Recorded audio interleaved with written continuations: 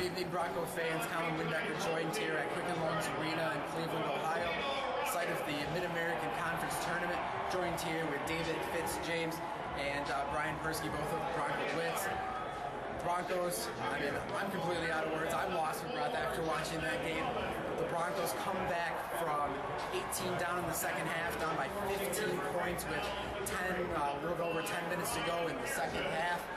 Guys, was this the best half of basketball we saw from the Broncos all year? I mean, numerous times they had great halves this year, but was this the best one all season? Yeah, I mean, I think you have to say so, just considering the environment that this was in. I mean, beating Akron in this building alone is a tough task, but down 17, 18 points, I didn't expect to come back like this. I think this has got to be considered one of the best halves I've ever seen in Western Michigan basketball.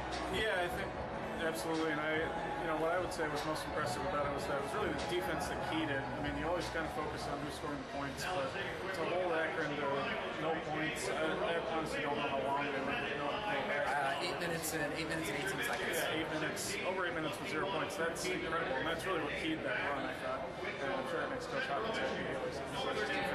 But yeah, I can't think of any better half I've ever seen him play. We've talked all season about the importance of Shane Whittington and David Brown. Shane had a double-double. Brown, this was the first game all year. He had not reached double figures through the first 40 minutes of the game. He did, however, extend his streak of consecutive games in double figures with, I believe it was 9 points in overtime, including the bank shot that kind of secured it. But once again, when either Dave or Shane isn't able to step up, we see someone else do it tonight. It was Connor Tavey with a double-double. Yeah, I mean, Connor Tavey looked fresh from the get-go. He was the one guy that looked really keyed in all night. And then Tucker Heyman in the second half just exploded. A couple of huge shots, and it was easy to forget. For a few minutes there, he's a freshman. And just unbelievable run by Connor Tavey, Tucker Heyman. Just a second half that's one that we're not going to forget for a while. Yeah, all I was going to mention was Heyman because these numbers don't pop off the page, but those two shots that he hit, the three and then the fadeaway off the drive, I mean, you don't see freshmen take those shots ever, and to hit them both is just incredible. We've seen from other teams numerous times that when you get down that big, with only 10 minutes to go in the game, it's easy for a team to let off and just to give up. But we didn't see that from the Broncos tonight. Did you guys think at any point in the second half it was over and there was just no shot at making a comeback? I honestly did. Like I said earlier, in front of in Cleveland at Quicken Loans Arena, Akron's only 20 minutes away. It's a heavily favored Zips crowd. I didn't think they had a shot at coming back in this game. But one thing I will say is Western Michigan fans, you got to give them huge credit for coming out.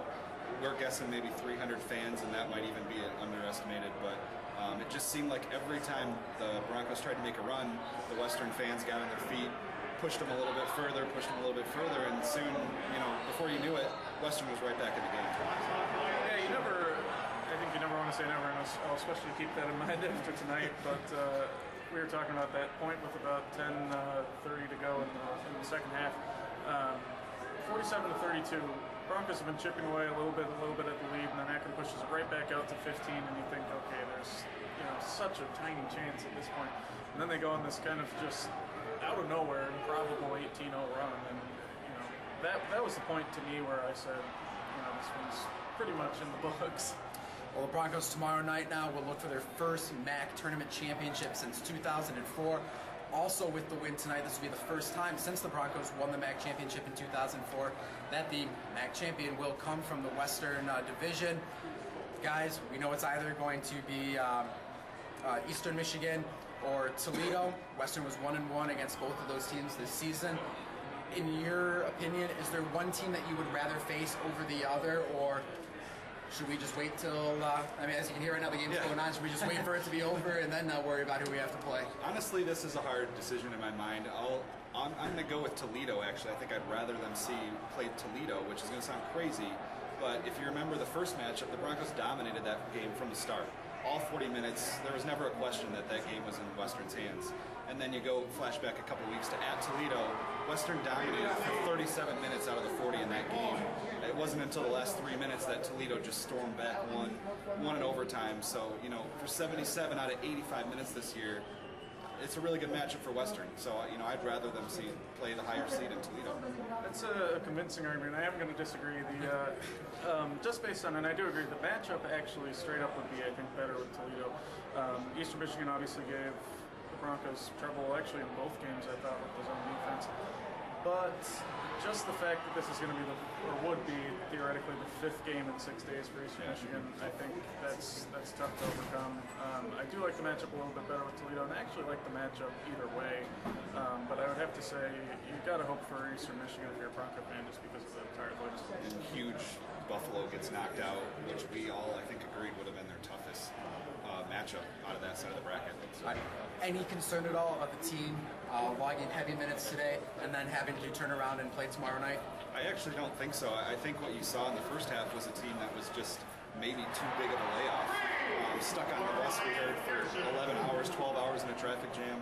A little bit of a slow start, and they really got back into it in the second half. And I think they've got their legs back under them, and that is going to do well for them. Yeah, I don't see it being a problem, especially because whoever they play at this point, there's going to be an advantage for them as far as they've played fewer games. Pretty much every game in this tournament's been hard fought, so I don't think anyone has an advantage in that regard. So I'm not too concerned with it. All right, well, as you can maybe hear in the background, Eastern Michigan and Toledo are playing right now. We should know in about 2 hours or so on who the Broncos will be playing tomorrow evening. We do know tip-off will be at 6:30. Winner of that game gets to go dancing.